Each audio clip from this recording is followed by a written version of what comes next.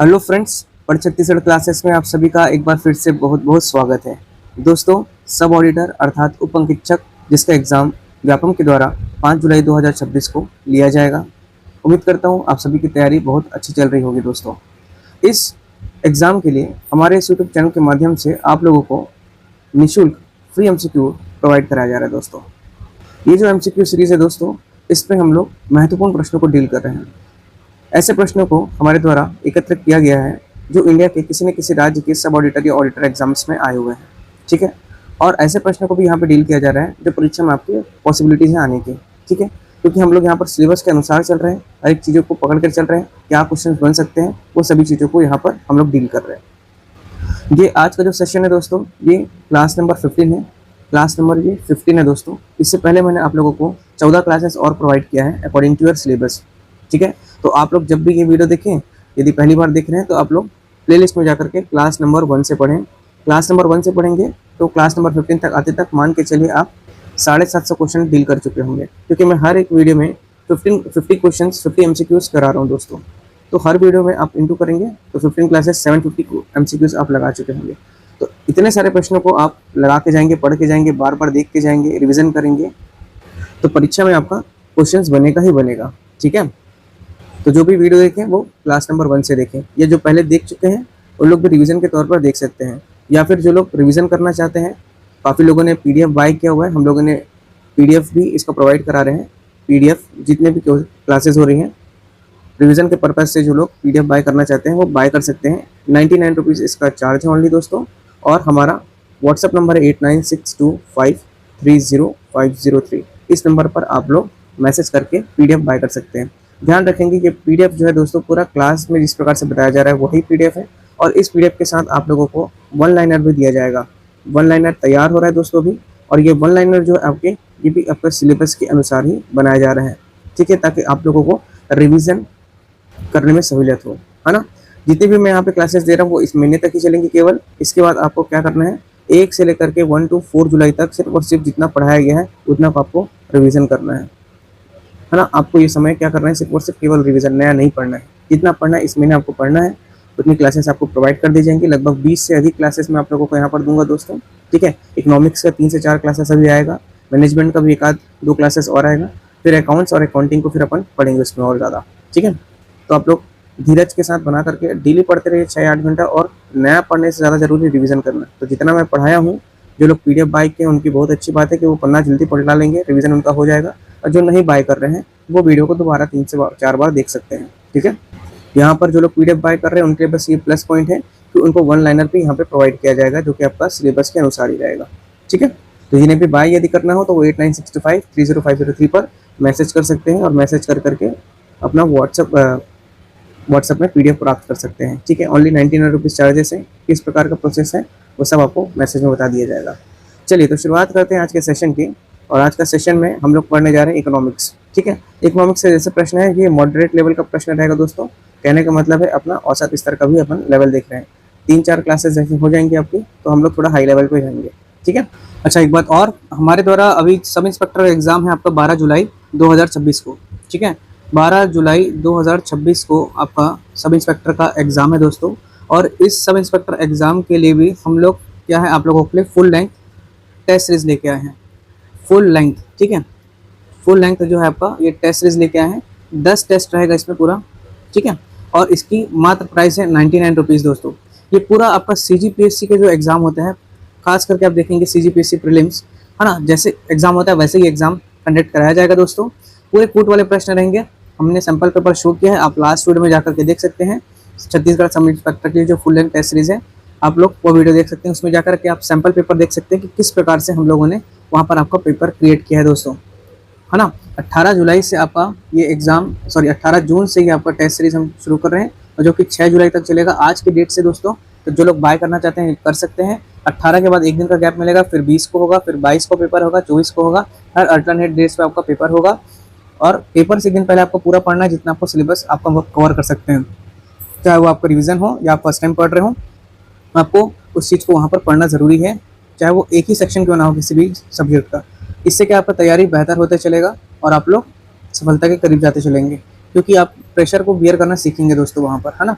हर दिन आप mock test देंगे जो फुल लेंथ रहेगा पूरा आपका सिलेबस के अनुसार, वो भी कुट आधारित प्रश्न है। जैसे आपका अभी ट्रेंड चल रहा है पीएससी व्यापम का, तो उसी आधार पर ही प्रश्न रहेगा, तो उसके हिसाब से आप लोग वहाँ पर प्रैक्टिस करके अपने आप को और बेटर बना सकते हैं। ठीक है, और क्वेश्चंस भी हो सकते हैं कि वो परीक्षा में आ जाए। तो जो लोग लेना चाहते हैं ओनली 99 रुपीज़ का है। इसके साथ आपको आपका करंट अफेयर्स छत्तीसगढ़ और इंटरनेशनल करंट अफेयर्स का पीडीएफ भी दिया जाएगा, करंट अफेयर्स का भी इस टेस्ट सीरीज के साथ। तो जो लोग लेना चाहते हैं ले लें, और OMR शीट भी दिया जाएगा दोस्तों, सब पूरी जानकारी दे दी जाएगी आपको व्हाट्सअप में। आप लोग हमें व्हाट्सअप कर सकते हैं 8962530503 पर, जिनको भी ये टेस्ट सीरीज लेनी होगी। ठीक है, आप लोग अपने मित्र को भी बता सकते हैं दोस्तों। ठीक है, मैं सब ऑडिटर के जितने भी अभ्यर्थी उनसे बात कर रहा हूँ। जो लोग आपके तैयारी करने वाले जो दोस्त होंगे, भाई बंधु होंगे, है ना, फ्रेंड्स होंगे, उनको भी आप बता सकते हैं, तो वो भी जाके बाय कर सकते हैं। और ऐसे बहुत सारे सब ऑडिटर के एग्जाम देने वाले अभ्यर्थी भी होंगे जो CGPSC सब इंस्पेक्टर की तैयारी कर रहे होंगे, तो उनके लिए भी ये टेस्ट सीरीज बहुत कारगर साबित होगा। चलिए शुरुआत करते हैं आज के सेशन की, है ना। ओके, चलिए शुरुआत करते हैं पहले प्रश्न के साथ। प्रश्न है, ऐसी वस्तुएं जिनका मूल्य बढ़ने पर उनकी मांग भी बढ़ जाती है, उन्हें क्या कहा जाता है? ऐसी वस्तुएं जिनका मूल्य बढ़ने पर उनकी मांग भी बढ़ जा रही है, उनको क्या कहते हैं? मूल्य मतलब पैसा बढ़ रहा है और मांग उनका डिमांड भी बढ़ जा रहा है, तो उन्हें क्या कहा जाता है? सामान्य वस्तुएं, गिफिन वस्तुएं, स्थानापन्न वस्तुएं, स्थानापन्न वस्तुएं या फिर पूरक वस्तुएं? सही उत्तर है दोस्तों ऑप्शन नंबर बी, गिफिन वस्तुएं। ठीक है, ऑप्शन नंबर बी, गिफिन वस्तुएं। क्या होती है गिफिन वस्तुएं? तो गिफिन वस्तुएं आपकी जो घटिया दर्जे की जो वह वस्तुएं होती हैं, घटिया दर्जे मतलब लो क्वालिटी की, समझ रहे हैं, वह वस्तुएं होती हैं जिन पर मांग का नियम लागू नहीं होता, कीमत बढ़ने पर इनकी मांग बढ़ जाती है। ठीक है, तो गिफिन वस्तुएं जो अर्थशास्त्र की अवधारणा मतलब एक कॉन्सेप्ट है जो मांग के सामान्य नियम का उल्लंघन करती है।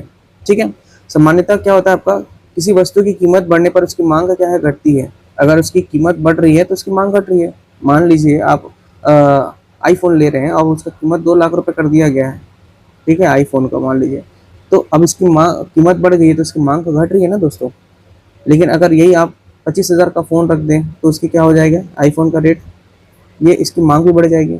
तो गिफिन वस्तुएं क्या होती हैं, देखिए, जो कीमत बढ़ने पर भी लोग उसकी मांग बढ़ा दें, ऐसी वस्तुओं को गिफिन वस्तुएं कहते हैं, है ना, जिसकी कीमत बढ़ने पर भी उसकी मांग बढ़ा दें, उसको ही बोलते हैं क्या यहाँ पर आपका, गिफिन वस्तुएं।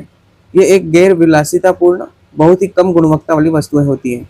ठीक है, कीमत बढ़ने पर अधिक मांग, जब ऐसी वस्तुओं की कीमत बढ़ती है तो उपभोक्ता अपनी सीमित आय के कारण महंगे और अच्छे विकल्पों को नहीं खरीद पाते, जिससे उन्हें विवश होकर गिफिन वस्तुओं की खपत बढ़ानी पड़ती है।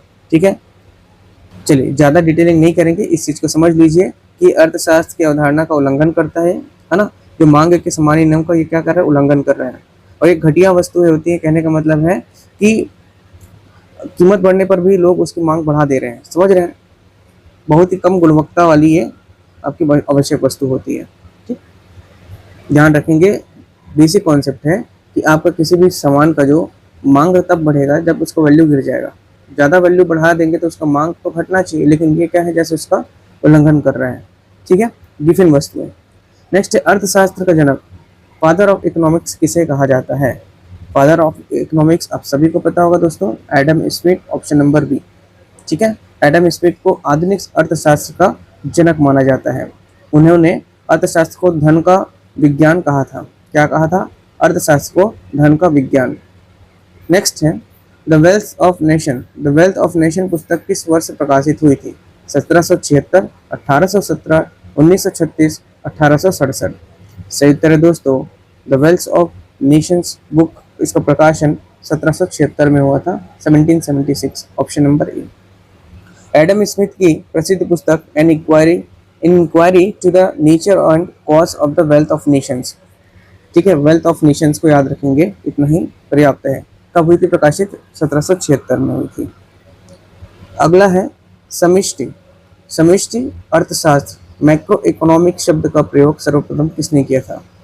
मैक्रो इकोनॉमिक्स इंपॉर्टेंट है दोस्तों, परीक्षा में आया हुआ प्रश्न है, उसी को ही करा रहा हूँ यहाँ पर कि आपकी परीक्षा में क्वेश्चन बन जाए।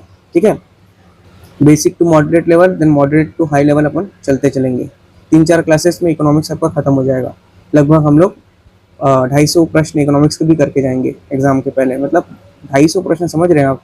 इसका वेटेज ओनली 15 क्वेश्चन आएंगे इसका इकोनॉमिक्स का। और 15 क्वेश्चन के हम लोग कितना करके जा रहे हैं, 250 से अधिक प्रश्न। ठीक है, तो क्वेश्चन बनेगा ही बनेगा, कॉन्सेप्ट यहाँ पे क्लियर हो रहा है, और जो आए हुए इंडिया में प्रश्न उसको अपन डील कर रहे हैं, समझ रहे हैं। तो ये क्या है, आपका स्मार्ट वर्क है, ना कि एकदम किताब खोल करके एकदम घुस गए। अभी आपको क्या करना है, कम समय है, स्मार्ट वर्क करना है। ठीक है, समष्टि अर्थशास्त्र मैक्रो इकोनॉमिक्स शब्द का प्रयोग सर्वप्रथम किसने किया था, J.M. Keynes, Ragnar Frisch, Milton Friedman या A.C. पीगू। सही उत्तर है दोस्तों इसका आंसर आपका रागनार फिश, ऑप्शन नंबर बी। ठीक है, 1933 में ये आपका ओस्लो विश्वविद्यालय के रागनार विश ने अर्थशास्त्र की व्यष्टि अर्थात माइक्रो और समष्टि मैक्रो दो भागों में विभाजित किया था। ठीक है, याद रखेंगे, व्यष्टि माइक्रो होती है और समष्टि मैक्रो होती है। अर्थशास्त्र को दो भागों में विभाजित करने वाले व्यक्ति कौन थे, रागनार फिश। इन्होंने मैक्रो इकोनॉमिक शब्द का सर्वप्रथम प्रयोग किया था। अगला है भारत में राष्ट्रीय आय। भारत में राष्ट्रीय आय नेशनल इनकम का आकलन सबसे पहले किसने किया था, वेरी इंपॉर्टेंट। भारत में राष्ट्रीय आय नेशनल इनकम का आकलन सबसे पहले किसने किया था, V.K.R.V. राव, दादा भाई नारोजी, M.G. रनाडे या P.C. महालनोबिस। सही उत्तर है दोस्तों दादा भाई नारोजी, ऑप्शन नंबर बी। ठीक है, 1867 के आसपास उन्होंने अपनी पुस्तक जो एक poverty and un British rule in India, इनकी एक किताब थी किनकी, दादा भाई नारोजी की, poverty and un British in India किताब लिखी थी, है ना। और इन्होंने पहली बार प्रति व्यक्ति आय 20 रुपए आंकी थी। उस समय पर कैपिटल इनकम, प्रति व्यक्ति आय पर कैपिटल इनकम कितना मापा था उन्होंने उस समय, है ना, ओनली ₹20। ठीक है, तो नेशनल इनकम का आकलन सबसे पहले किसने किया, आपका दादा भाई नारोजी ने किया था, इसे याद रखेंगे। ठीक है, चलिए option number B is the right answer. Next है, वर्तमान में भारत में राष्ट्रीय आय की गणना कौन सी संस्था करती है। भारत में वर्तमान में राष्ट्रीय जो आय है ना, नेशनल इनकम, इसकी गणना कौन संस्था करती है, नीति आयोग, भारतीय रिजर्व बैंक या केंद्रीय सांख्यिकी संगठन CSO, राष्ट्रीय सांख्यिकी कार्यालय NSO या फिर वित्त मंत्रालय।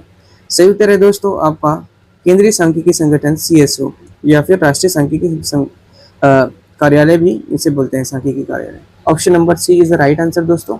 ठीक है, याद रखेंगे ये।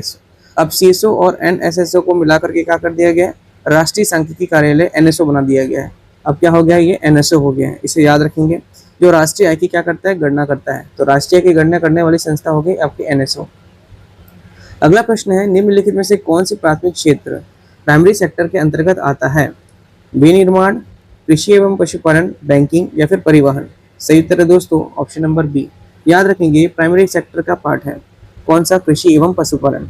ठीक है, प्राथमिक क्षेत्र आपके सीधे प्राकृतिक संसाधनों से जुड़ा होता है। प्राइमरी सेक्टर किससे जुड़ा होता है, आपके डायरेक्ट नेचर में जो भी संसाधन है उससे जुड़ा होता है, प्राकृतिक संसाधन से जुड़ा होता है। जैसे आपका कृषि हो गया, पशुपालन हो गया, वानिकी हो गया, खनन हो गया और आपका जो डेयरी उत्पाद हो गया, ये सब चीजें हो गया।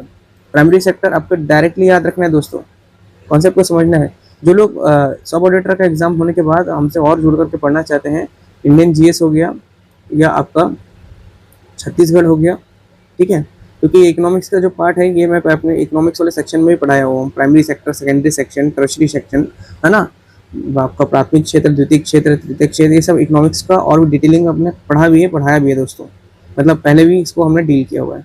तो जो लोग इंडियन GS पढ़ना चाहते हैं जिसमें हिस्ट्री, ज्योग्राफी, आपका साइंस हो गया, संविधान हो गया, आर्ट एंड कल्चर हो गया, कला संस्कृति, अर्थशास्त्र हो गया और आपका भूगोल हो गया, ये सभी सब्जेक्ट हो गए। छत्तीसगढ़ की क्लासेस भी हम लोग पढ़ाते हैं दोस्तों अपने इस चैनल पर।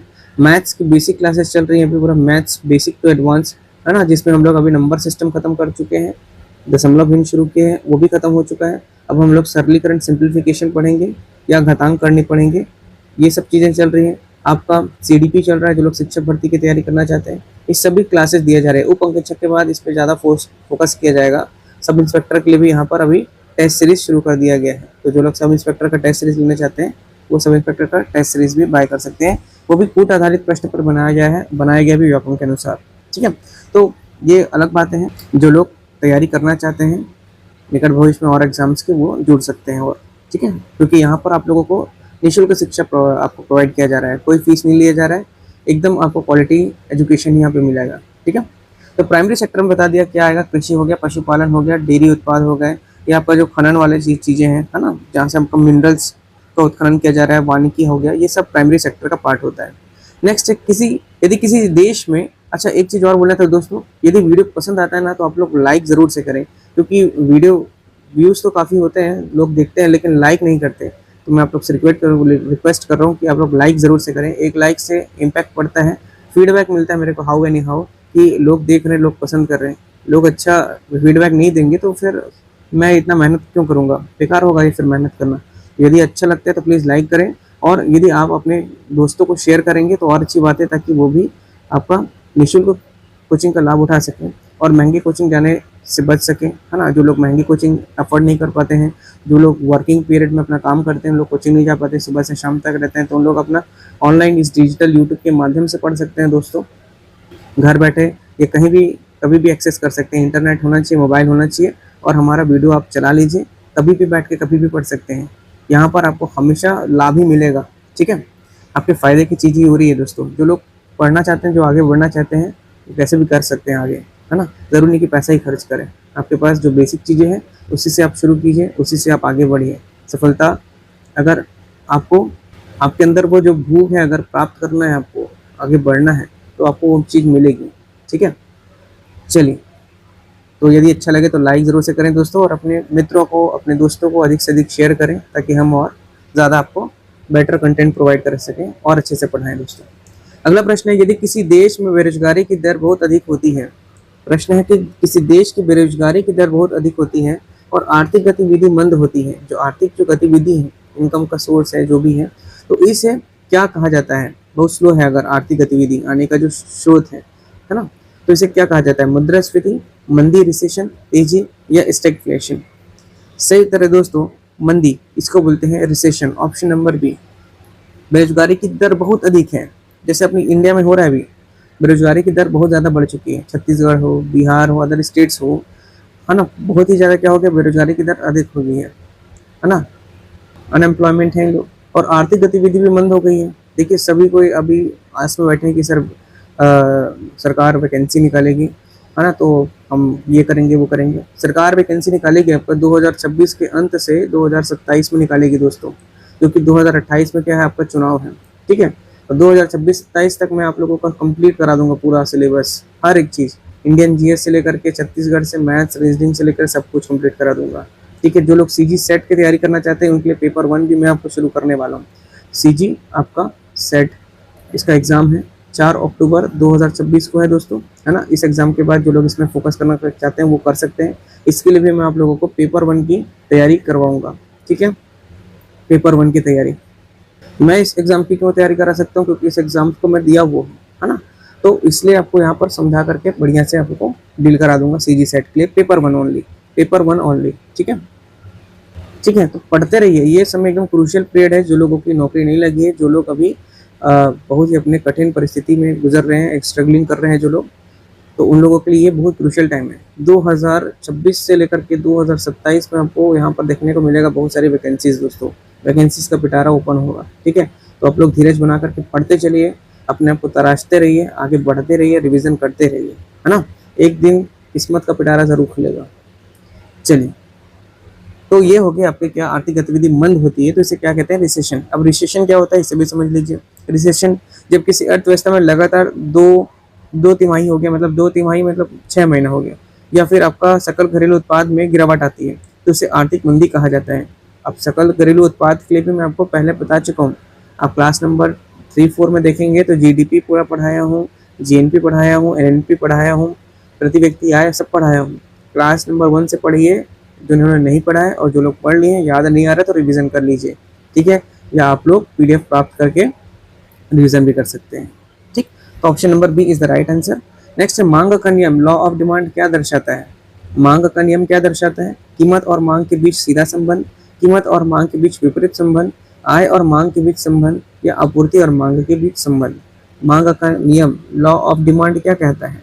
देखिए, लॉ ऑफ डिमांड जो है ये आपका, जब वस्तु की कीमत जो है बढ़ने से उसकी मांग घटती है, जब वस्तु की कीमत बढ़ जाती है और उसकी मांग घटती है, और कीमत घटने से जो मांग बढ़ती है ना, कीमत घटने से मांग बढ़ती है, तो इसे ही क्या बोलते हैं, कीमत और मांग के बीच विपरीत संबंध, यही आपका लॉ ऑफ डिमांड है। ठीक है, तो ऑप्शन नंबर बी इसका सही आंसर होगा। मांग का नियम ये कह रहा है आपका, जो उसकी कीमत है और उसका जो मांग है उसके बीच विपरीत संबंध, विपरीत संबंध यही बता रहा हूँ। अन्य बातें समान रहने पर वस्तु की कीमत बढ़ने से, वस्तु की कीमत बढ़ने से उसकी मांग घटती है, बिल्कुल, और कीमत घटने से क्या होगा, उसकी मांग बढ़ती है। ठीक है, वाइस वर्सा, ये आपका विपरीत संबंध है कीमत और मांग का, यही क्या है, law of demand. Very important है, प्रश्न आता है, लोग कंफ्यूज हो जाते हैं इसमें। ठीक है, मांग का नियम बोल रहा है कि यदि कीमत बढ़ा तो मांग घटेगा, और अगर कीमत घटा तो मांग बढ़ेगा। तो कीमत और मांग के बीच क्या है, ये एक विपरीत संबंध है दोस्तों। नेक्स्ट है, जब कुल उपयोगिता टोटल यूटिलिटी अधिकतम होती है, टोटल यूटिलिटी है ना, कुल उपयोगिता जो है वो अधिकतम होती है, तब सीमांत उपयोगिता जो मार्जिनल यूटिलिटी है वो कितनी होगी, धनात्मक, ऋणात्मक, शून्य या अनंत। अब भाई टोटल यूटिलिटी अधिकतम हो रही है, एक्सट्रीम हो रही है, फुल हो रही है, 100% हो रही है, तब सीमांत जो मार्जिनल यूटिलिटी क्या होगा, वो शून्य होगा। ऑप्शन नंबर सी।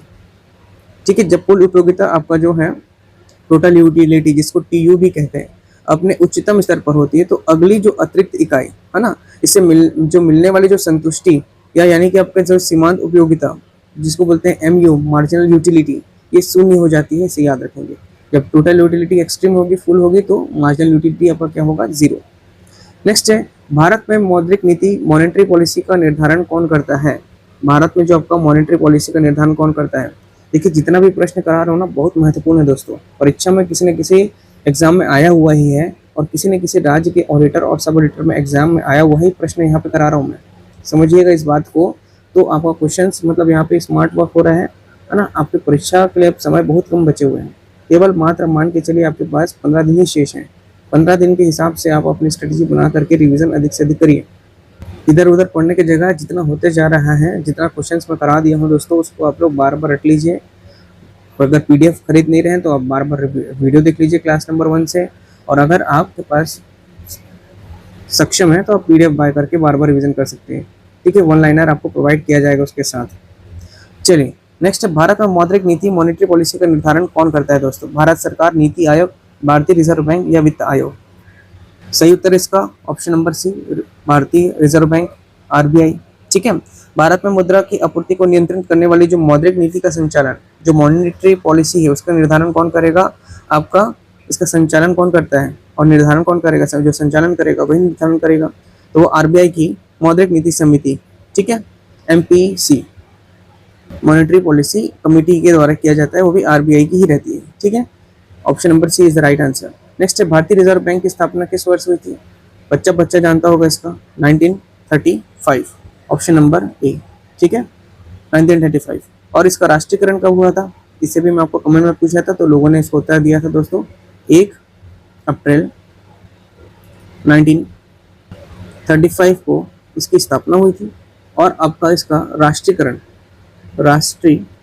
जो है ये आपका 1949 में हुआ था।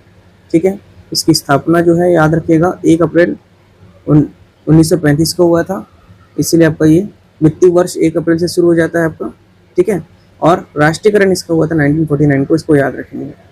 ठीक है, नेक्स्ट है, वह दर जिस पर आरबीआई वाणिज्य बैंकों को आपातकालीन, ठीक है, वह दर जिस पर आरबीआई वाणिज्य बैंकों को अल्पकालिक ऋण देता है क्या कहलाता है। वेरी इंपॉर्टेंट क्वेश्चन, इसे भी मैं आपको पहले क्वेश्चन में कराया हूँ दोस्तों। वह कौन सी रेट होती है जिस पर आरबीआई कमर्शियल बैंकों को, वाणिज्य बैंक को अल्पकालिक मतलब शॉर्ट टर्म के लिए लोन देता है, वो क्या कहलाता है, reverse repo rate, bank rate, repo rate या नगद आरक्षित रेट। सही तरह दोस्तों repo rate, option number C. पूरा बताया हूँ, रेपो रेट क्या होता है, रिवर्स रेपो रेट क्या होता है, बैंक रेट क्या होता है, आपका कैश रिजर्व रेशियो भी क्या होता है, सब मैं बताया हूँ दोस्तों। पुरानी क्लासेस जाइएगा, आपका उप अंकेक्षक सब ऑडिटर वाले प्लेलिस्ट में जाकर के वीडियो को देखिएगा, इसमें पूरा बताया हूँ reverse repo rate, bank rate, repo rate सब क्या होता है। ठीक है, जिनका कॉन्सेप्ट क्लियर नहीं है आप लोग उसे देख लीजिएगा। ठीक है, पूरा एक एक चीज़ों को वहाँ पे मैंने क्लियर किया है। अब देखिए, वाणिज्य बैंक अपने अल्पकालिक ऋण आवश्यकताओं के लिए आरबीआई से जिस दर पर पैसा उधार लेते हैं उसे क्या कहते हैं, रेपो रेट। ठीक है, रिवर्स रेपो रेट क्या होता है सब बताया हूँ, बैंक रेट भी बताया हूँ, आप लोग प्लीज जाके देख लीजिएगा नहीं देखें तो।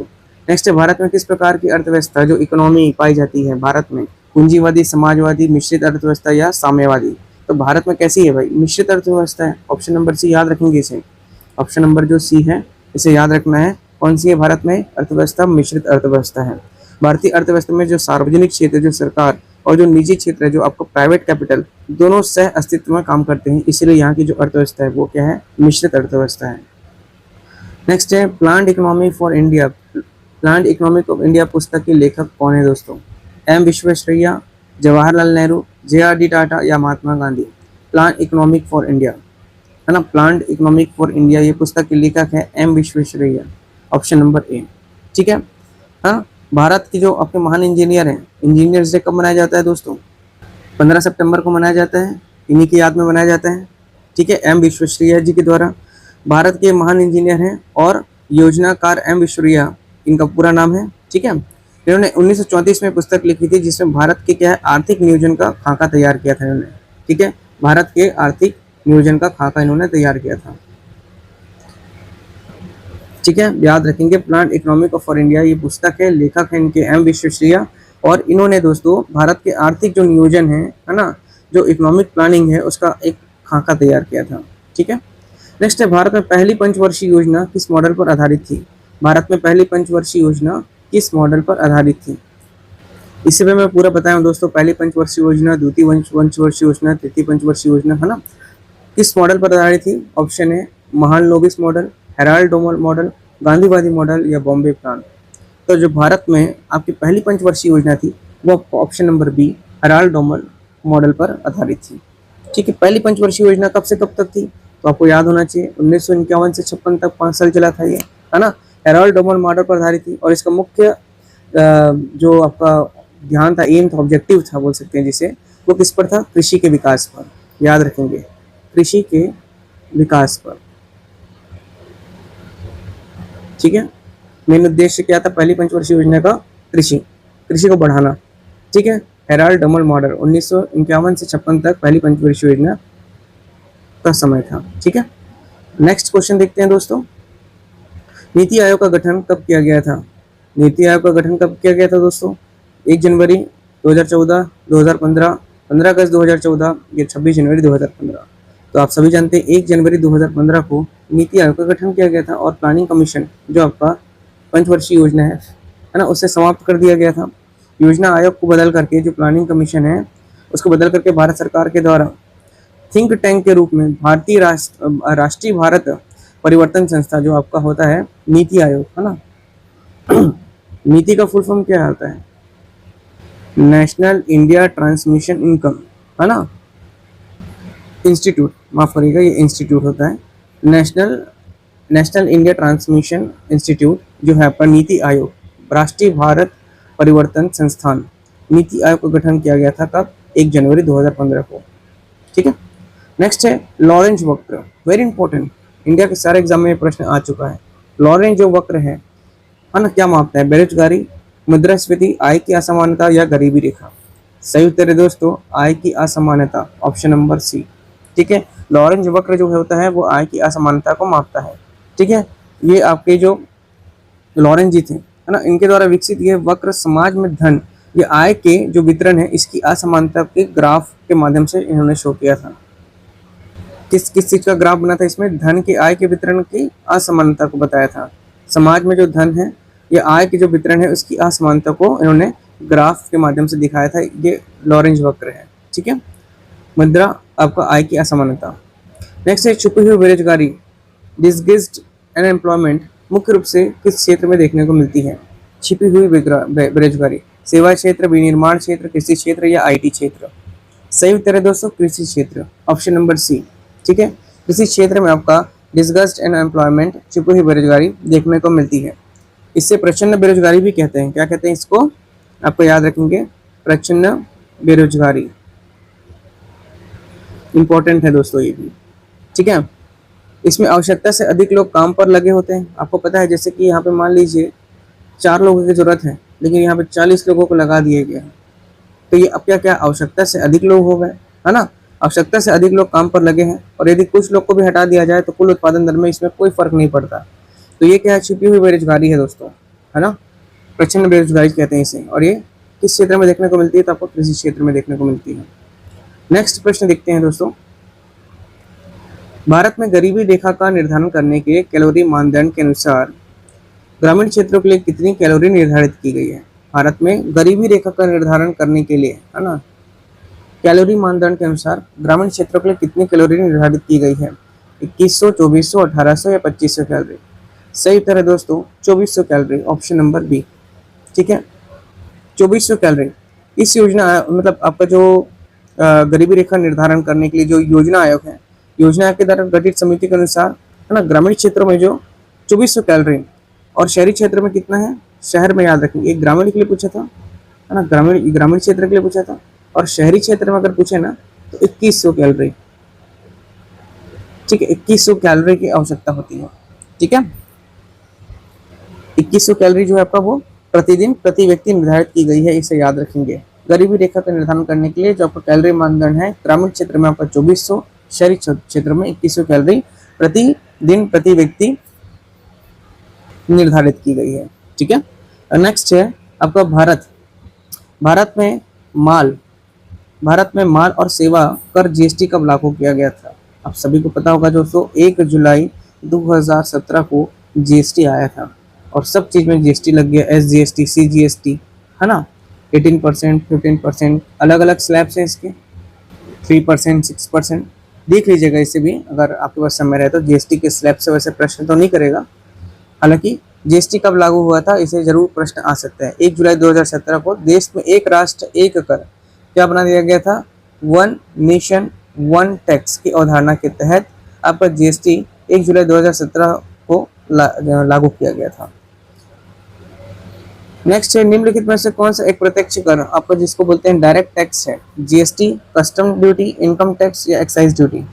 डायरेक्ट टैक्स जो है उसको बोलते हैं दोस्तों इनकम टैक्स, ये डायरेक्ट टैक्स है। Income tax, direct tax, income आया डायरेक्ट टैक्स लग गया, समझ लीजिए। डायरेक्ट टैक्स कौन सा हो गया आपका, इनकम टैक्स। आयकर जिस व्यक्ति पर लगाया जाता है भुगतान भी उसी को करना होता है, तो ये डायरेक्ट हुआ ना। आयकर जो लग रहा है, इनकम जो टैक्स लग रहा है ना, उसी पर लगाया जाएगा, जो भुगतान भी उसी को ही करना होगा। दूसरे आपके इन्हें दूसरे पर टाला नहीं जा सकता, मतलब दूसरे व्यक्ति को नहीं दिया जाएगा। बाकी जो है, जो जितने भी ऑप्शंस दिए हुए हैं क्या है, इनडायरेक्ट टैक्स है। जीएसटी क्या है, इनडायरेक्ट टैक्स, आईटी है इसमें, इनडायरेक्ट टैक्स, ये भी इनडायरेक्ट टैक्स है। और एक्साइज ड्यूटी भी क्या है, इनडायरेक्ट टैक्स है ना, अप्रत्यक्ष कर है बाकी। लेकिन आपका जो इनकम टैक्स है याद रखेंगे उसी व्यक्ति पर लगेगा जो उसका भुगतान करेगा। ठीक है, भारत सरकार के बजट में राजकोषीय घाटा, फिस्कल आपका डेफिशिएट का अर्थ क्या होता है। भारत सरकार के बजट में राजकोषीय घाटा, फिस्कल डेफिशिएट का क्या अर्थ होता है। राजस्व प्राप्तियों और राजस्व व्यय का अंतर, कुल व्यय और उधार को छोड़कर के कुल प्राप्तियों का अंतर, केवल बजटीय घाटा या मुद्रा का मूल्य। सही उत्तर है दोस्तों ऑप्शन नंबर बी, कुल व्यय और उधार को छोड़कर के कुल प्राप्तियों का अंतर, ऑप्शन नंबर बी। ठीक है, ये भारत सरकार जो है अपनी, है ना, भारत सरकार की कुल जो आपका ऋण आवश्यकताओं को दर्शाता है ना, ये सरकार की क्या है आपकी कुल ऋण आवश्यकताओं को दर्शाता है कि सरकार को अपना खर्च चलाने के लिए कितना उधार लेना पड़ेगा। भारत सरकार में जो आपका राजकोषीय घाटा है, फिस्कल डेफिसिट का अर्थ क्या हो रहा है कि कुल व्यय और उधार को छोड़ करके जो कुल प्राप्तियों का जो अंतर होता है उसे ही बोलते हैं। ये सरकार की क्या कर रहा है, आपका कुल जो आपका कुल ऋण है उसके आवश्यकताओं को दर्शा रहा है यहाँ पर। ठीक है, और सरकार को अपना खर्च चलाने के लिए कितना उधार लेना पड़ेगा ये भी आपका कौन बता रहा है, आपका फिस्कल डेफिसिट का जो अंतर प्राप्त हो रहा है, कुल व्यय और उधार को छोड़ करके कुल प्राप्तियों का अंतर। राजकोषीय घाटा का अर्थ क्या होगा, कुल व्यय, कुल जो खर्च है और उधार को छोड़ करके जो कुल प्राप्तियों का अंतर है उसे ही आपका फिस्कल डेफिसिट बोलते हैं।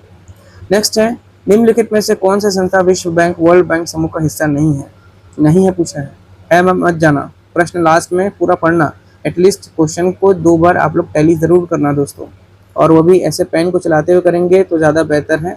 पेंसिल रख लीजिएगा या पेन रख लीजिएगा कि क्वेश्चन क्या कर रहा है। निम्नलिखित में से कौन सी संस्था विश्व बैंक समूह का हिस्सा नहीं है। IBRD, IDA, IFC, IMF। सही उत्तर है IMF। ये इंटरनेशनल जो आपका मॉनिटरी आपका जो फंड होता है, मुद्रा कोष, अंतर्राष्ट्रीय मुद्रा कोष, ऑप्शन नंबर डी, विश्व बैंक का हिस्सा नहीं है। ठीक है, बल्कि ये क्या उसकी जुड़वा आपके बोल सकते हो संस्था है। ब्रेटन वुड्स ट्विंस भी कहते हैं इसे, जो वैश्विक वित्तीय स्थिरता दिखती है इससे।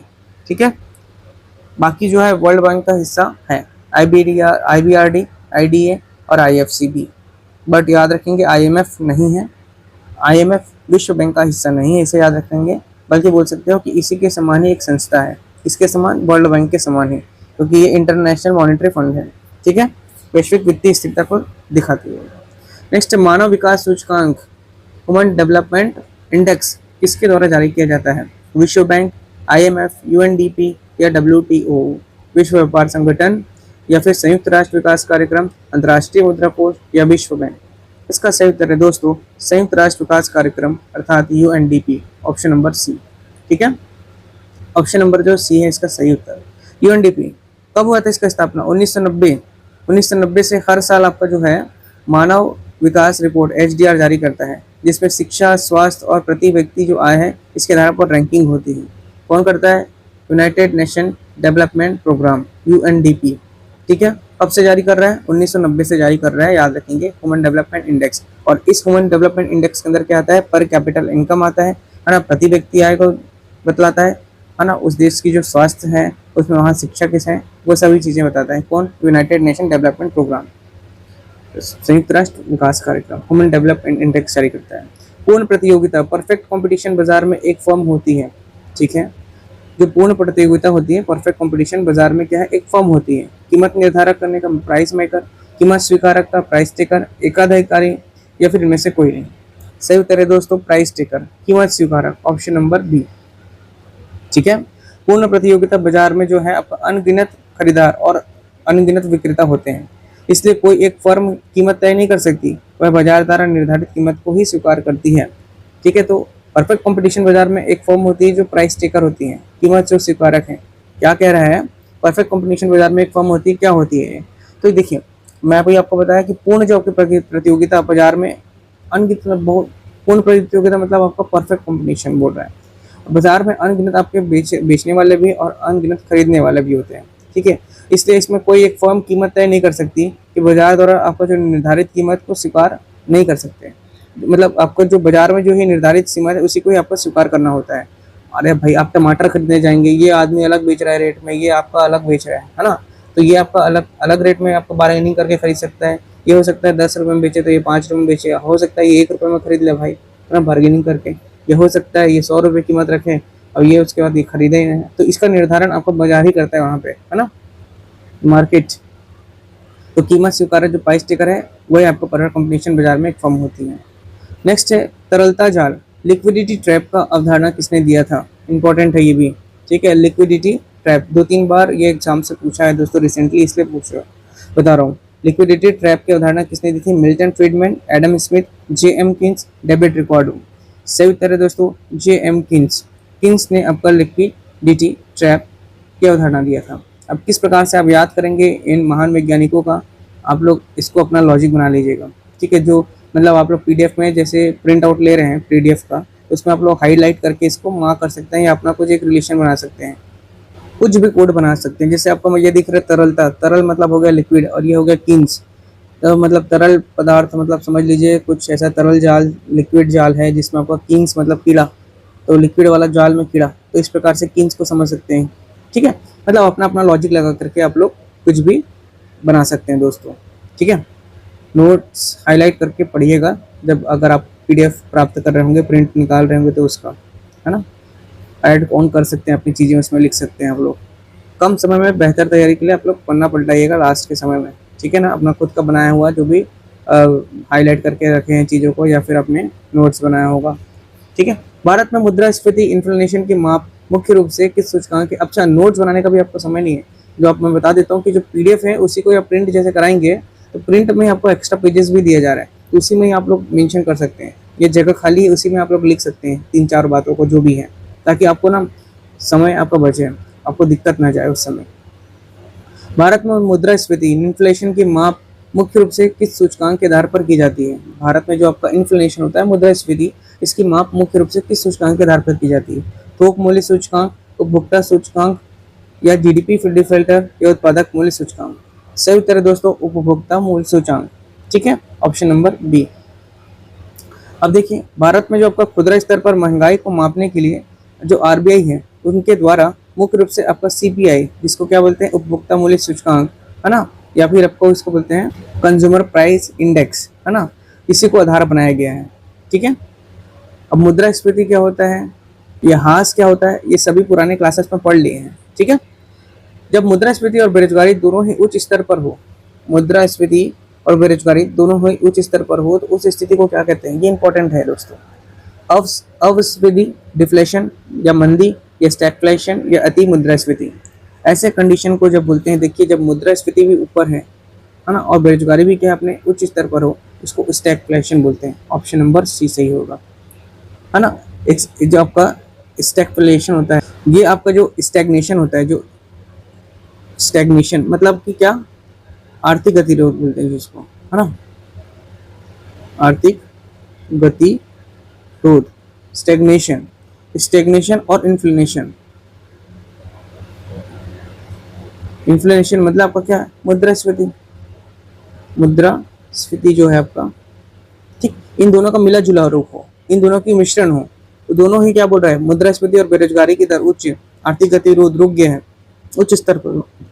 अरे भाई, आर्थिक गतिविधि रुक गया मतलब कि क्या, बेरोजगार हो गया व्यक्ति, और उच्च स्तर पर है दोनों, तो स्टैग्नेशन प्लस इन्फ्लेशन मतलब कि आपका क्या कहला रहा है, स्टैग्फ्लेशन, इन दोनों का मिश्रण। इसमें विकास दर क्या हो जाएगा, टोटली रुक जाएगा। जो आपका डेवलपमेंट है, मुद्रास्फीति भी बढ़ गई है भाई, और बेरोजगारी भी बढ़ गई है, तो आपका जो विकास है पूरी तरीके से क्या हो गया, रुक गया है। लेकिन क्या, महंगाई जो है वो अपने चरम पर है, बढ़ते ही जा रहे हैं, है ना। इस कंडीशन को क्या बोलते हैं, स्टैगफ्लेशन। Option number C. ठीक है, पढ़िएगा दोस्तों पुरानी क्लासेस को, अगर जिनको याद नहीं आ रहा है कि मुद्रास्फीति क्या होता है, इन्फ्लेशन क्या होता है, ठीक है, डिफ्लेशन क्या होता है, सभी चीज़ें बताया हूँ मैं आपको। नेक्स्ट है गिफिन। गिफिन वस्तुएं भी देख लिया, क्या होता है गिफिन, इससे रिकॉल करना चाहिए आप लोगों को। ऐसी वस्तु जिसके आपका जो महंगा भी हो गया और उसकी मांग भी बढ़ गई है, ठीक है, अर्थव्यवस्था के सामान्य नियम को ये उल्लंघन करता है। गिफिन का विरोधाभास, गिफिन पैराडॉक्स का नियम क्या कहता है दोस्तों, तो गिफिन पैराडॉक्स के नियम कहता है आपूर्ति का नियम, मांग का नियम, सीमांत उपयोगिता का नियम या बचत का नियम। तो अभी मांग की बात हो रही है, मैं बोला है ना, सामान का वैल्यू भी बढ़ गया, मतलब आपका प्राइस भी बढ़ चुका है, उसकी मांग भी बढ़ गया, तो मांग का नियम है, ऑप्शन नंबर बी। ठीक, याद करते चलिएगा, ऐसा आप लोग पढ़ करके छोड़ना नहीं है, रिकॉल करना जरूरी है। ठीक है, मांग का नियम समझ गए, है ना। मांग का नियम क्या कहता है कि कीमत बढ़ने पर मांग घटनी चाहिए। कीमत अगर बढ़ गया है तो मांग उसका घटेगा भाई। अभी एग्जांपल दिया था, आईफोन का कीमत 2-2.5 लाख हो जा रहा है, एप्पल का फोन, है ना, तो उसको अब मांग तो घटेगा ही। अब रिचेस्ट लोगों की बात अलग है, लेकिन जो एक सामान्य व्यक्ति है, जो एवरेज पर्सन है, वो नहीं खरीदेगा। तो ये आपका क्या है, आपका मांग का नियम है कि कीमत अगर बढ़ रहा है तो मांग घटेगा उसका। लेकिन गिफिन वस्तुओं में कीमत बढ़ने पर क्या हो रहा है, मांग बढ़ जा रहा है, जो इस नियम का अपवाद है, उल्लंघन कर रहा है। नेक्स्ट है भारत में विदेशी मुद्रा भंडार। भारत में विदेशी मुद्रा भंडार, फॉरेन एक्सचेंज रिजर्व का रखरखाव कौन करता है, भारतीय स्टेट बैंक, वित्त मंत्रालय, भारतीय रिजर्व बैंक या आयात निर्यात बैंक। सही उत्तर है दोस्तों, इंडियन रिजर्व बैंक, आरबीआई जो है ना, भारतीय रिजर्व बैंक जो है इसका रखरखाव करेगा। देश के जो विदेशी मुद्रा भंडार, जैसे आपका गोल्ड हो गया या एसडीआर हो गया या विदेशी कोई मुद्रा ही क्यों ना हो, इसका संरक्षण कौन करेगा, आरबीआई ही करेगा, है ना। याद रखिएगा इसको, विदेशी मुद्रा का भंडार, फॉरेन एक्सचेंज रिजर्व आपका आरबीआई करता है। आरबीआई स्थापना 1 अप्रैल 1935, राष्ट्रीयकरण 1949। ठीक है, चलिए नेक्स्ट। अभी वर्तमान में आरबीआई का गवर्नर कौन है, ये भी प्रश्न कर सकता है, हालांकि ये करेगा नहीं, लेकिन एक जनरल आइडिया होना चाहिए कि who is the governor of RBI at present. आप लोग कमेंट में इसका आंसर दीजिएगा यदि आपको आता है तो। नेक्स्ट है मुद्रा स्वयं मुद्रा का निर्माण करती है, ये परिभाषा किसने दी थी। मुद्रा जो है भैया स्वयं मुद्रा का ही निर्माण करेगा, ये परिभाषा किसने की थी, मार्शल, क्राउथर, क्रूमर या वॉकर। सही उत्तर है दोस्तों इसका आंसर वॉकर। वॉकर जो है ऑप्शन नंबर डी। वॉकर जो है वो प्रसिद्ध अर्थशास्त्री हैं, और वॉकर के अनुसार मुद्रा वह साधन है जो मुद्रा का कार्य करे, अर्थात विनिमय का माध्यम बने। ठीक है, मुद्रा स्वयं मुद्रा का निर्माण करती है, ये परिभाषा दिया था आपका वॉकर ने दिया था। वैसे भी आप लोग जानते होंगे दोस्तों, प्लस जो आपका पैसा है ना, पैसा वाले व्यक्ति पैसा और ज़्यादा पैसा वाला होते जाता है ना। पैसा पैसा को खींचता है, ऐसा लगता है, ऐसा होता ही है, आप सभी देखे होंगे। जिसके पास पैसा है वो और धनवान होते जा रहा है, डे बाई डे उसके पास पैसा ही पैसा, पैसा ही पैसा, पैसा ही पैसा आते जा रहा है। और जो बेचारा गरीब है वो और गरीब ही होते जा रहा है, समझ रहे हो, और गरीब हो रहा है वो। तो ये अभी कंडीशन बहुत वर्स्ट है, इसको सुधारने के लिए आपको पहल करना बहुत ज़रूरी है दोस्तों, है ना। लाइफ में बैलेंस करना है, आगे बढ़ना है, तो ये सभी चीज़ें आपको बहुत ज़रूरी हैं, समझ करके कार्य करना। एक ही चीज़ें पर अटके रहने से अच्छा है कि आपको कहीं पहुंचने के लिए कहीं से निकलना ज़रूरी है। तो उस अगर आप सोच विचार पे रहेंगे कि अब होगा तो कब होगा तो कैसे होगा, नहीं, आपको सभी चीज़ों को साथ में लेकर के यहाँ पर आगे बढ़ते चलना पड़ेगा। ठीक है, तो जो लोग गरीब हैं वो गरीब नहीं होंगे, आपको अपनी मानसिकता चेंज करनी पड़ेगी और आपको क्या करना है, अपने आप को बदलना पड़ेगा दोस्तों, तब जाके आपका जीवन बदलेगा। समझ में आ रहा है? खुद सकारात्मक होइए, तब आपके साथ सभी चीज़ें सकारात्मक होंगी। भारत में वित्तीय वर्ष फाइनेंशियल जो ईयर है, इसकी अवधि क्या होती है? 1 जनवरी, अभी आपको बताया 1 अप्रैल से 31 मार्च तक, बात खत्म। Option number B. ठीक है, ऑप्शन नंबर बी क्या बोल रहा है? 1 अप्रैल से 31 मार्च। भारत की सरकारी और बैंकिंग वित्तीय वर्ष कब से शुरू होती है? 1 अप्रैल से शुरू होकर के अगले 31 वर्ष को समाप्त होगी। नेक्स्ट है बैंक दर जो होते हैं, बैंक के रेट में वृद्धि का आमतौर पर क्या प्रभाव होता है? बैंक रेट की वृद्धि होकर हुई तो उस पर क्या प्रभाव पड़ेगा? बाजार में तरलता बढ़ेगी, लिक्विडिटी बढ़ेगी, बाजार में दरें गिरेंगे, बाजार में तरलता घटेगी, या केंद्रीय बैंक ऋण देना बंद कर देगी? भाई बैंक जो केंद्र का है वो ऋण देना बंद तो कभी करेगा ही नहीं। समझ में आ रहा है? यहाँ पे बाजार पे क्या होगा? तरलता आपकी घटेगी। ऑप्शन नंबर सी होगा। बैंक दर बढ़ने से जो आपके वाणिज्य बैंकों को के लिए जो लोन लेना महंगा हो जाता है।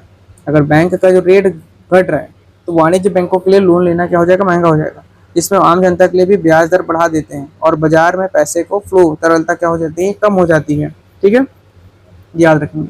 अगला प्रश्न है, भारतीय अर्थव्यवस्था के किस क्षेत्र का सकल घरेलू उत्पाद जो होता है जीडीपी सबसे अधिक योगदान देता है? प्राथमिक, द्वितीयक, तृतीयक या विदेशी? आप सभी को पता होना चाहिए, तृतीयक सेवा जो आपका टर्शरी सेक्टर है ना। ऑप्शन नंबर सी सही है। क्या होता है टर्शरी सेक्टर? जिसमें आपका बैंक आता है, आईटी आता है, सेक्टर हो गया, होटल, टूरिज्म, पर्यटन, ये सभी चीजें किसमें आएगा? आपका तृतीयक सेवा क्षेत्र के अंतर्गत आता है। द्वितीयक सेवा क्षेत्र में कौन कौन सा आता है? खनन तथा उत्खनन। और प्राथमिक में आपको बता दिया हूँ, कृषि, पशुपालन, जो आपका नेचुरल संसाधन से प्राप्त होते हैं। तृतीयक सेवा इसका सही उत्तर है, जो सबसे अधिक योगदान दे रहा है। आप सभी को पता है, जो बैंक्स हो गए है ना, हॉस्पिटल्स हो गए, आईटी सेक्टर हो गया, पर्यटन हो गया, होटल्स हो गए, यहाँ पर सबसे बड़ा योगदान है जीडीपी में। ठीक है, भारतीय अर्थव्यवस्था का। ठीक है, 50% से ज़्यादा, याद रखिएगा इसको। नेक्स्ट, अवमूल्यन अर्थात डीवैल्यूएशन का मुख्य उद्देश्य क्या होता है? डीवैल्यूएशन हो रहा है, अवमूल्यन हो रहा है। आयातों को बढ़ावा देना, निर्यातों को बढ़ावा देना, मुद्रास्फीति को कम करना, या विदेशी मुद्रा को बेचना? देखिए, इसका सही उत्तर है निर्यातों को बढ़ावा देना। इससे डीवैल्यूएशन का मुख्य उद्देश्य है। क्या होगा इससे?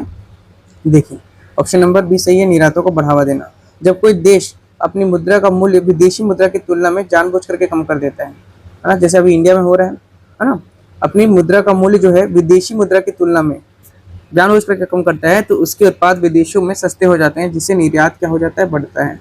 निर्यात मतलब यहाँ के सामान को बाहर बेचते हैं। अगर यहाँ का प्राइस कम कर दें तो फिर अमेरिका खरीदने लग जाएगा यहाँ का सामान। ठीक है, और अभी देखेंगे $1 का कीमत कितना हो गया है? $1 इज इक्वल टू लगभग 96 रुपीज़ के आसपास हो गया है। ठीक है, ये बहुत ही ज़्यादा बढ़ चुका है दोस्तों, बहुत अंतर आ चुका है। तो डीवैल्यूएशन का मुख्य उद्देश्य क्या है? निर्यातों को बढ़ावा देना है इसका मुख्य उद्देश्य, है ना। जो अपना प्रोडक्ट है उसका रेट कम करके निर्यात करना है। ठीक है, नेक्स्ट है आपका, निम्नलिखित में से कौन सा घाटा सबसे अधिक नुकसानदेह माना जाता है? ऐसा कौन सा घाटा जो है सबसे अधिक नुकसान पहुंचाता है? राजस्व, बजटीय, प्राथमिक या राजकोषीय घाटा? सही उत्तर दोस्तों राजकोषीय जो घाटा है आपका, ये सरकार की कुल उधारी को दर्शाता है। Option number D. ठीक है, सरकार की आपकी जो कुल उधारी है उसको क्या कर रहा है? दर्शा रहा है। राजकोषीय घाटा भैया, भारत अभी इसमें बहुत पीछे है, इतना लोन है भारत के पास अभी, पता है ना।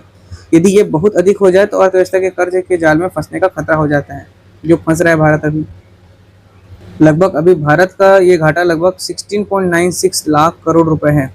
समझ रहे हैं? 16.96 लाख मतलब 17 लाख करोड़ रुपए हैं। देखिए, अभी आपको पता नहीं होगा, भारत जो है, भारत सरकार के ऊपर जो है विश्व बैंक का बहुत ज़्यादा लोन है ना। मतलब बोला जाए तो जो विश्व बैंक से जो कर्ज लेने वाले जो सबसे बड़े देशों में शामिल है भारत। कुल कर्ज देखा जाए तो एक अनुमान के मुताबिक आपका भारत पर विश्व बैंक का कुल कर्ज लगभग 38.7 अरब डॉलर है। मतलब जो अभी वर्तमान में कितना हो गया है? 2% तो 39.3 अरब डॉलर रुपीस का कर्ज है भारत के ऊपर। समझ रहे हैं? कर्ज के माध्यम, ये आपका कर्ज विश्व बैंक के दो मुख्य शाखाओं, जो आपका IBRD होता है और जो आपका IDA होता है, international bank of reconstruction and development, और जो आपका इंटरनेशनल जो डेवलपमेंट एसोसिएशन, इसके माध्यम से दिया गया है। एक तो आपका international bank reconstruction and development IBRD, अभी हम लोग पढ़ रहे थे यहाँ पर जो IMF वाला प्रश्न था, ये IBDRD के माध्यम से, और दूसरा IDA के माध्यम से, ये दोनों के माध्यम से ही आपको आपको क्या दिया गया, भारत को लोन दिया गया है। इसका आपको भारत अभी ऋणी है। ठीक है, तो इतना करोड़ रुपए उधारी है, समझ लीजिए अभी। पर इसको समझना है कि ये जो आपका जो पैसा जो लिया गया है कर्ज, वो समस्या के लिए नहीं है, बल्कि बड़े विकास कार्यों जैसे इंफ्रास्ट्रक्चर या स्वास्थ्य, हेल्थ, शिक्षा, जल आपूर्ति आपका या कृषि एग्रीकल्चर के विकास के लिए लिया गया है। चलिए ज़्यादा डिटेल नहीं समझते, आप इतना समझ लीजिए कि सबसे बड़ा घाटा कौन सा है आपका, राजकोषीय घाटा, option number D. Next, Hindu विकास दर, हिंदू रेट ऑफ ग्रोथ शब्द का प्रयोग किसने किया था? हिंदू विकास दर इस शब्द का प्रयोग किसने किया था? Doctor Manmohan Singh, professor Rajkrishna, Amartya Sen, Bimal Jalan. सही उत्तर दोस्तों professor Rajkrishna, option number B. ठीक है, 1950 से 80 के आपके जो दशक के दौरान जो भारत की जो धीमी आर्थिक विकास दर, उस समय लगभग विकास दर कितना था आपका, जो 1950 के आसपास लगभग 3% के आसपास था उस समय विकास दर, है ना। इसको दर्शाने के लिए उन्होंने इस शब्द का प्रयोग किया था, हिंदू रेट ऑफ ग्रोथ। ठीक है, हिंदू रेट ऑफ ग्रोथ 3% से लगभग 3.5% के आसपास उस समय आपका विकास की दर थी भारत की, और इसे दर्शाने के लिए प्रोफेसर राजकृष्ण जी ने आपका इस शब्द का प्रयोग किया था, हिंदू रेट ऑफ ग्रोथ। ठीक है, चलिए नेक्स्ट क्वेश्चन देखते हैं। भारत में ऑपरेशन फ्लड किससे संबंधित है? आप सभी को पता होना चाहिए आंसर, जो बेसिक जनरल स्टडी करते हैं। भारत में ऑपरेशन फ्लड इसका संबंध बाढ़ नियंत्रण, दुग्ध उत्पादन, धान का उत्पादन या मत्स्य। सही उत्तर है ऑप्शन नंबर बी, फ्लड, दुग्ध उत्पादन, दूध का उत्पादन, है ना। इसे श्वेत क्रांति, व्हाइट रेवोल्यूशन भी कहा जाता है। ऑपरेशन फ्लड का संबंध किससे है? व्हाइट रेवोल्यूशन, व्हाइट रेवोल्यूशन मतलब श्वेत क्रांति। ठीक है, श्वेत क्रांति से इसका संबंध है। इसकी शुरुआत कब हुई थी दोस्तों? इसको भी याद रख लीजिएगा, श्वेत क्रांति की शुरुआत 1970 में हुई थी। 1970 में भारत को दूध उत्पादन में आत्मनिर्भर बनाने के लिए इस क्रांति, इस रेवोल्यूशन की शुरुआत की गई थी, ऑपरेशन फ्लड। ठीक है, फ्लड मतलब कि होता है बाढ़, समझ में आया। दुग्ध उत्पादन से संबंधित ऑपरेशन फ्लड।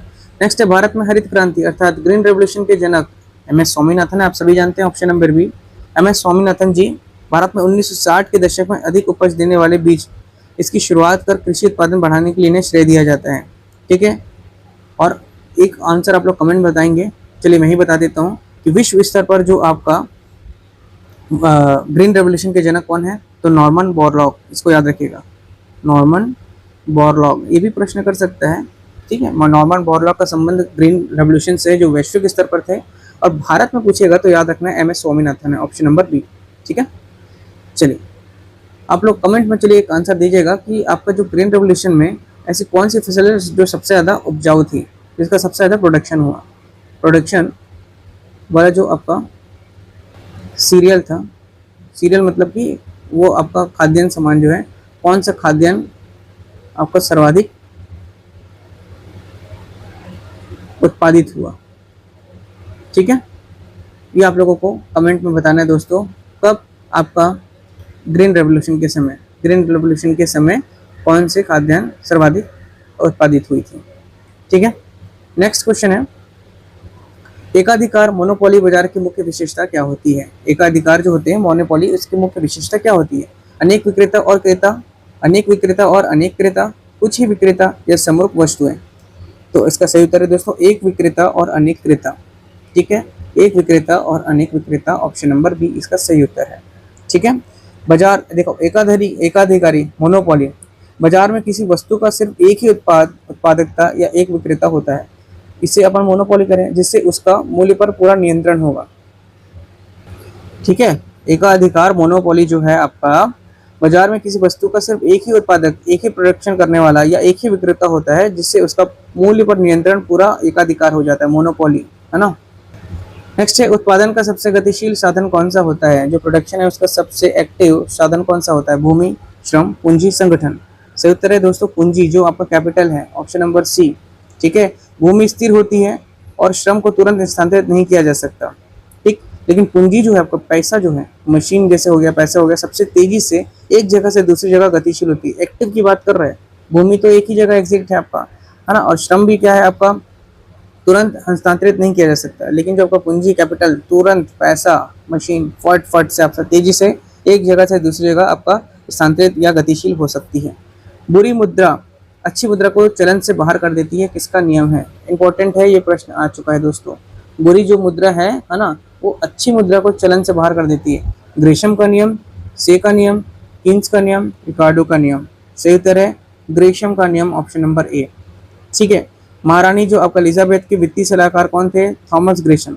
उन्होंने कहा था कि यदि बाजार में अच्छी और बुरी दोनों तरह के सिक्के चलन में हों, अगर बाजार में अच्छा और बुरा दोनों तरह का अगर सिक्का चलन में होगा तो क्या होगा, लोग अच्छी मुद्रा को दबा लेते हैं और बुरी मुद्रा बाजार में घूमते रहती है। ठीक है। जैसे 20 का सिक्का आया था मान लीजिए अभी, अब 20 का सिक्का देखने को मिलता नहीं है दोस्तों, सब अपने पास अपने अंदर रख लिए उसको छुपा करके। तो कहने का मतलब है यदि बाजार में अच्छी और बुरी दोनों तरह के सिक्के चलन में हो तो लोग अच्छी मुद्रा को दबा लेते हैं और बुरी जो मुद्रा है बाजार में घूमती रहती है। एक ग्रेसम का नियम था। नेक्स्ट, भारत में 1 रुपए के नोट पर किसके हस्ताक्षर होते हैं? गवर्नर भारतीय रिजर्व बैंक? नहीं। वित्त सचिव भारत सरकार, वित्त मंत्री भारत सरकार या प्रधानमंत्री? भाई वित्त सचिव का रहता है, बाकी में आपका गवर्नर का रहेगा, याद रखेंगे। 1 रुपए का जो नोट होता है आपको देखने को भी नहीं मिलता, ये वित्त सचिव भारत सरकार का उसमें क्या रहता है, साइन रहता है। विश्व व्यापार संगठन WTO वर्ल्ड ट्रेड ऑर्गेनाइजेशन की स्थापना कब हुई थी? ट्रेड ऑर्गेनाइजेशन ये हुआ था दोस्तों 1995, ऑप्शन नंबर बी। 1995 में आपका वर्ल्ड ट्रेड ऑर्गेनाइजेशन की स्थापना हुई थी। इसका जो आपका मुख्यालय है ये भी काम का है। मुख्यालय आपका जेनेवा में है, याद रखेंगे कहाँ है, जिनेवा। ठीक है। और जिनेवा कहाँ है तो इसको आप लोग कमेंट में बताएंगे। जहाँ तक मुझे याद आ रहा है ये स्विट्जरलैंड है, शायद स्विट्जरलैंड के जेनेवा में आपका इसका मुख्यालय है। एक बार क्रॉस चेक कर लेंगे, बाकी आई एम डम श्योर कि जेनेवा जो है आपका स्विट्जरलैंड में स्थित है। WTA की स्थापना पूछा है तो 1995 इसका सही उत्तर है। भारत में SEBI security exchange board of India का मुख्य कार्य क्या होता है? बैंकों का नियमन, प्रतिभूति बाजार शेयर बाजारों का नियम, विदेशी व्यापार का नियमन या ग्रामीण विकास? सही उत्तर है दोस्तों प्रतिभूति बाजार अर्थात आपका शेयर बाजार का नियमन, ऑप्शन नंबर बी। भारतीय प्रतिभूति और विनिमय बोर्ड, इसकी स्थापना जो है आपका निवेशकों के हितों की रक्षा और जो आपका शेयर बाजार को विनियमित करने के लिए किया गया था। ठीक है। क्यों स्थापना किया गया था? जो इसका जो निवेशक के हित, जो आपके निवेशक है उनके हितों की रक्षा के लिए, है ना, security board of exchange, security exchange board of exchange, और दूसरा शेयर बाजार जो है विनियमित करने के लिए, रेगुलेट करने के लिए, है ना, इसको बनाया गया था। नेक्स्ट है इनसाइडर ट्रेडिंग। इनसाइडर ट्रेडिंग का संबंध किससे है? कर चोरी, अंतर्राष्ट्रीय व्यापार, शेयर बाजार या सार्वजनिक? तो जो आपका इनसाइडर ट्रेडिंग जो है ये आपका शेयर बाजार से संबंध रखता है, ऑप्शन नंबर सी। ठीक है। शेयर बाजार कंपनी के भीतर की गोपनीय जानकारियों का दुरुपयोग करने जो आपके करके शेयरों की अवैध जो आपकी जो खरीद होती है या फरोख्त होती है उसका इनसाइडर ट्रेडिंग कहते हैं। याद रखेंगे इनसाइडर ट्रेडिंग क्या होता है, शेयर बाजार से संबंध रखता है। नेक्स्ट है वह गिनी गुणांक या फिर इसको बोलते हैं गिनी कोफिशिएंट। इंपॉर्टेंट है दोस्तों, ये परीक्षा में बहुत बार पूछा है। गिनी कोफिशिएंट का मान किसके बीच होता है? -1 to +1, 0 to 1, 1 to 10 या फिर 0 से 100? सही उत्तर है 0 to 1, ऑप्शन नंबर बी। गिनी गुणांक इसको बोलते हैं गिनी कोफिशिएंट, इसका मूल्य 0 से 1 के बीच होता है। 0 का जो अर्थ है वो पूर्ण समानता, मतलब सबके पास बराबर आए। 0 मतलब क्या हो गया, सबके पास जो है आपको बराबर की आय हो। और जो 1 का जो अर्थ होता है वो पूर्ण असमानता बताता है, मतलब सारी आय एक ही व्यक्ति के पास हो। ठीक है, सारी आय एक व्यक्ति के पास हो। ठीक है। इसलिए आदमी को क्या रहना चाहिए, 0, मतलब ना धरती पे रहना चाहिए, मतलब अपने आप को 0 समझना चाहिए हमेशा। ठीक है, 0 पे रहें, अपना अस्तित्व को ना भूलें, क्योंकि हर व्यक्ति जमीन में है, जमीन से जुड़ा रहे तो ज़्यादा सही है ना। कभी भी ईगो नहीं आना चाहिए किसी के अंदर भी, चाहे कोई भी अपनी उपलब्धि हासिल कर ले। हमेशा क्या होना चाहिए, व्यवहारिक होना चाहिए, एक उदार दिल का होना चाहिए, सबकी मदद करने वाला व्यक्ति होना चाहिए। ठीक, चलिए गिनी कोफिशिएंट याद रखेंगे बस 0 to 1। ठीक है, 0 to 1 होता है इसका कोफिशिएंट, इसके बीच होता है 0 to 1। अमर्त्य सेन को विश्व अर्थशास्त्र का नोबेल पुरस्कार कब दिया गया था? अमर्त्य सेन को अर्थशास्त्र का, ये भी इंपॉर्टेंट क्वेश्चन है दोस्तों। 1995, 98, 2019? से उत्तर है 1998 ऑप्शन नंबर बी को दिया गया था। ठीक है, 1998 को दिया गया था। प्रोफेसर जो अमर्त्य सेन है ये क्या है, कल्याणकारी जो आपका अर्थशास्त्र है, वेलफेयर इकोनॉमिक्स थे, और अकाल के सिद्धांतों पर उनके काम के लिए उनको 1998 में नोबेल पुरस्कार दिया गया था। किसके लिए? अकाल, जो आपका अकाल पड़ जाता है उसके सिद्धांतों के लिए इन्हें क्या दिया गया था? नोबेल पुरस्कार दिया गया था 1998 में। याद रखेंगे अकाल का सिद्धांत, अकाल के सिद्धांतों को दिया था, प्रिंसिपल दिया था कि क्यों अकाल पड़े और इस पर कैसे बचें। नेक्स्ट है बंद अर्थव्यवस्था। ये भी इंपॉर्टेंट क्वेश्चन है दोस्तों, जितना भी क्वेश्चन करा रहा हूँ ना बहुत महत्वपूर्ण है। जो आपका नेक्स्ट प्रश्न है बंद अर्थव्यवस्था। क्लोज इकोनॉमी वह अर्थव्यवस्था है जिसमें केवल निर्यात होता है, केवल बजट घाटा कम होता है, ना तो निर्यात होता है ना ही आयात होता है। यही इसका सही उत्तर है, ऑप्शन नंबर सी, ना ही निर्यात होगा और ना ही आयात होगा। ठीक है। एक बंद अर्थव्यवस्था आत्मनिर्भर होने का प्रयास करती है। जो बंद अर्थव्यवस्था होती है वो क्या होती है? आत्मनिर्भर होने का प्रयास करती है और शेष विश्व के साथ किसी प्रकार का आर्थिक लेन देन व्यापार नहीं करती। ऐसे बहुत सारे दोस्त हैं जो क्लोज इकोनॉमी का आपका नियम को फॉलो करते हैं दोस्तों, ना ही निर्यात करते हैं ना ही आयात करते हैं, ना ही किसी से कोई लेना देना, ना उद्धव का लेना ना माधव को देना, है ना, अपने में रहना। ये आपका बंद अर्थव्यवस्था का नियम है, समझ में आया? ठीक है। तो ना तो निर्यात होता है ना ही आयात होता है। चलिए, तो आज का सेशन यहीं पर समाप्त करते हैं दोस्तों। यदि वीडियो अच्छा लगे तो प्लीज़ लाइक करें, ठीक है, और अधिक से अधिक लोगों तक शेयर करें ताकि वो भी निःशुल्क शिक्षा का लाभ उठा सकें। ठीक है। काफ़ी लोग ऐसे हैं जो लोग अपना काम पर जाते हैं, जिन्हें पढ़ाई करने का समय नहीं मिल पाता, तो वो यूट्यूब के माध्यम से हमारे चैनल का जुड़ करके अपनी तैयारी बेहतर कर सकते हैं, आगे बढ़ने का प्रयास जारी रख सकते हैं दोस्तों। क्या है, सफलता की जो आपकी चाबी कभी भी खुल सकती है, इसलिए लगातार मेहनत करते रहना चाहिए। या जो लोग आपके महंगे कोचिंग अफोर्ड नहीं कर पाते हैं, है ना, वो लोग भी जुड़ जाए, क्योंकि यहाँ पर आप लोगों को क्वालिटी कंटेंट ही प्रोवाइड कराया जा रहा है। हाउ एनी हाउ आपका मतलब रिजल्ट अच्छा आएगा ही आएगा, आप हमसे जुड़े रहेंगे तो, पढ़ते रहेंगे सकारात्मक होकर के तो। ठीक है। वीडियो अच्छा लगे तो प्लीज़ लाइक करना ना भूलें दोस्तों, आपके एक लाइक से मेरा मनोबल बढ़ता है, मैं और आप लोगों के लिए अच्छा कंटेंट प्रोवाइड करने का प्रयास करता हूँ और अधिक से अधिक समय देने का आप लोगों को प्रयास करता हूँ, अपने भी काम के समय निकाल करके। ठीक है। शेयर कर देंगे दोस्तों, प्लीज़ बने दो आप लोग इसको, हमारे वीडियो को। जितने लोग शेयर करेंगे उतने लोग अधिक देखेंगे तो मैं और अधिक प्रयास करूँगा आप लोगों के लिए। ठीक है। PDF जिनको बाय करना है बता चुका हूँ, 8962530503 हमारा नंबर है व्हाट्सएप का, 8965300503 व्हाट्सएप आप लोग कर सकते हैं इसमें, और PDF बाय कर सकते हैं। 99 रुपीज़ ऑनली प्राइस है। इसके साथ आपको मोबाइल लाइनर भी दिया जाएगा और सभी जितने भी क्लासेस हैं उसके PDF दिए जाएंगे। ठीक है। चलिए, तो चैनल पर बने रहिए दोस्तों। जिनको भी अगर सब इंस्पेक्टर का टेस्ट सीरीज लेना हो, फुल लेंथ टेस्ट सीरीज है हमारे द्वारा। सब इंस्पेक्टर जिसका एग्ज़ाम का डेट आप सभी को पता है, 12 जुलाई को होने को है, 12 जुलाई 2026 को। ठीक है। तो जो लोग इस एग्ज़ाम का फुल लेंथ टेस्ट सीरीज लेना चाहते हैं, फुल लेंथ, वो लोग भी बाय कर सकते हैं दोस्तों, है ना, हमसे जुड़ करके। या आपके जो भी मित्र हों जो लोग सब इंस्पेक्टर की तैयारी कर रहे हों, वो आप लोग फुल लेंथ टेस्ट चाहे तो वो लोग ले सकते हैं। 99 रुपीज़ भी, उसका भी सेम प्राइस है। काफ़ी लोगों ने इसमें प्रतिक्रिया किया था, इसमें मांगा था दोस्तों कि टेस्ट सीरीज लेके आइए, तो मैं फुल लेंथ टेस्ट सीरीज लेके आया हूँ। 10 टेस्ट है, आज से शुरू हो रहा है, 18 जुलाई से शुरू हो जाएगा ये टेस्ट है उनका। 18 जुलाई से आपका 18 जून से आपका, आज से आपका चलेगा ये 6 जुलाई तक टेस्ट चलेगा। ये फुल लेंथ चलेगा, डेली एक दिन के आड़ में चलेगा दोस्तों, एक दिन के अल्टरनेट गैप में आपका ये टेस्ट दिया जा रहा है। 99 रुपीज़ प्राइस है, फुल लेंथ है। सैम्पल पेपर आप देख सकते हैं, पिछला वीडियो में आपको मैंने मेंशन कर दिया था। पिछला वीडियो जो है सब इंस्पेक्टर का एक मैं लेके आया था, जिसमें बता दिया था मैंने, और वो भी पूरा आपके व्यापम के आधारित और PSC के आधारित पर ही बनाया गया है ना। फुल लेंथ मतलब आपका कूट आधारित प्रश्न, जैसे PSC एग्जाम लेता है अपना CG प्रीलिम्स में, PSC के प्रीलिम्स में, उसी प्रकार ही ये प्रश्न आएंगे इस बार परीक्षा में। तो उसी के आधार पर ही मैं वहाँ पर आप लोगों को टेस्ट सीरीज ले रहा हूँ। तो जो लोग बाय करना चाहते हैं आप उन्हें ज़रूर से बता देंगे दोस्तों। ठीक है। तो चैनल पर बने रहिए दोस्तों, मिलते हैं जल्द ही नेक्स्ट वीडियो में। जल्द लेके आऊँगा क्योंकि परीक्षा आप लोगों के पास आ गई है। ठीक है। तो मिलते हैं अगले वीडियो में। जय हिंद, जय भारत, जय छत्तीसगढ़, धन्यवाद।